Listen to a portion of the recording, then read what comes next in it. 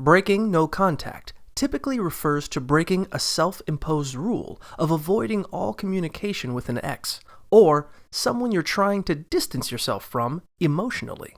People usually go no contact after a breakup or during a period of healing from a toxic or unhealthy relationship or friendship. If you break no contact, it means you've reached out to the person, which may be a sign that you're feeling emotionally vulnerable. It can also mean that you're ready for a reconciliation or some sort of closure. Sometimes breaking no contact can just be a momentary lapse in judgment, especially if you're feeling lonely or nostalgic.